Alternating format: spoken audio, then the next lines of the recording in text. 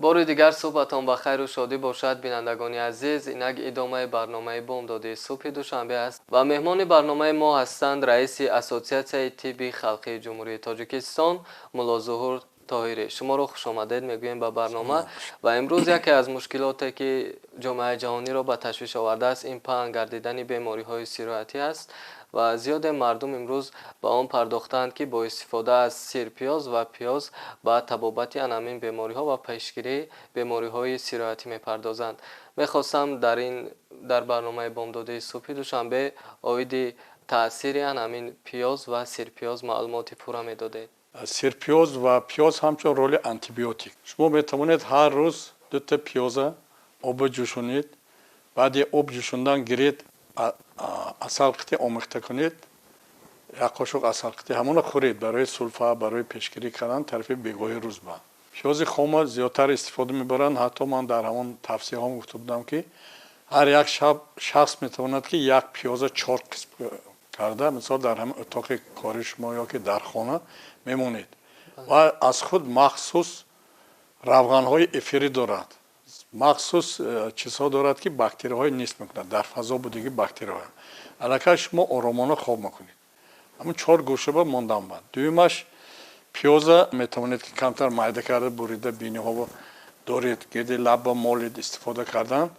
سوم جهتش پیاز بهترین غذا هست، بهترین طرز طبابت هست چون که در ترکیبش زیاد نرال ها هستند، از آن جمله آهن، کلسی برای ارگانیسم ضرور بودگی چیزای.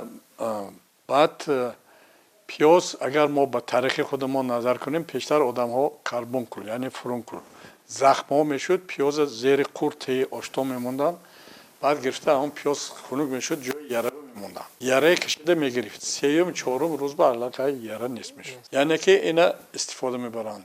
بسیار آدم ها زیاده از 3000 آدم ها در شهر دوشنبه من آدم هایی میدانم که با بینهاشون محکم بود، یعنی رینیت، فرانتیت، گایماریت، بعضی ها گوشت زیاده برام دیگه بود. من خودم بگذارم شخصا چون که من خواستم جراحی کنم، بینه ها محکم بود، نفس کشیدن شما همه چی با روزی میشید. بعد یک پیاز کلان رو گرفتم، پوستش تازه کردم و جوشوندم، بعد 5 دقیقه گرفته در تریلکه موندم خنک شد. من همین پیاز گرفته ریزه کرده داخل بینه داخل کرده نیم ساعت ایستادم.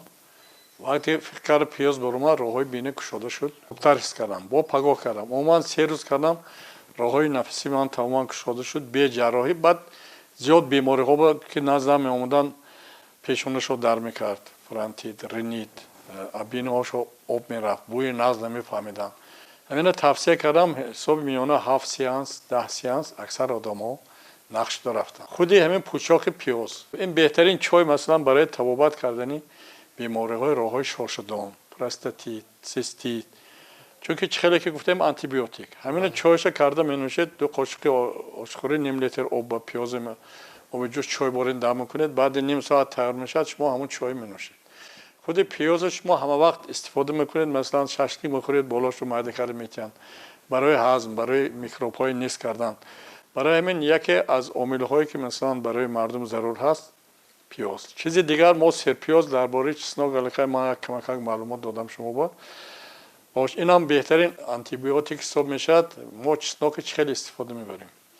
مردم ما البته در تاجیکستان زیاد چسناک هست، کبودش گرفته ریزه کرده در چولوب میاندازند، خوراک‌آب میاندازند. البته خود همین دارو هست، خود همین آدم توبت میکنند. درباره چسناک متد ها زیاد، مثلا شما یک سر چسناک میگیرید معده میکنید داخل آب جوش میاندازید نیم لیتر آب، اما آب مینوشید درونتون هم ساز میکند، راههای نفس هم شده میشد. با واسطه چسناک پیاز با اینگالاسیون میکنن راههای نفس با پر برامده میگیرد، نفس میکشید زیاد.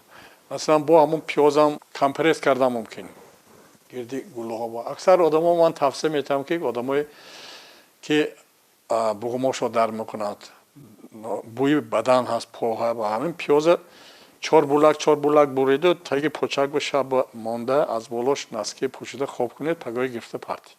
پوچک علاقه سبک میشه. امروز درباره کرونا ویروس که زیاد گفتیم، این هم ایمونیتتون رو بالا میکنند. پیاز با چسناک هم آمیخته کرده، مثلا یک سر پیاز یک سر چسناک معده میکنید، با هم اصل قطعی آمیخته میکنید، یک قاشق 3 مرتبه میخورید. میتونید که جوشیده خورید. مثلا برای بچه‌هایی که کرم دارن ما هم دائم توصیه میکنیم که مثلا 2 سر پیازه گیرید، سیر پیازه 300 میلی لیتر شیر به جوشونید، بچه‌ها به 10-15 روز خورن.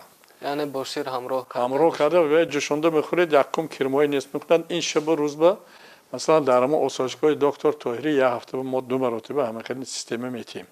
بیمارا شیر با واسطه چسناک مینوشن، هم درون تازه میشد، هم سلفه نیست میشد، هم ایمونیته آدم ها بالا میشه. تشکر زیاد استاد عزیز که دعوت ما را پذیرفتید و بینندگان عزیز بار دیگر یادآور میشویم که هم صحبت ما بودند رئیس اسوسیاسیون طب خلقی جمهوری تاجیکستان دکتر روانپزشک، گیاهپزشک و طبیب خلقی ملا ظهور طاهری. بخش‌های دیگر برنامه فرهنگی و فراغتی صبح دوشنبه ادامه دارند. ما را ترک نسازید.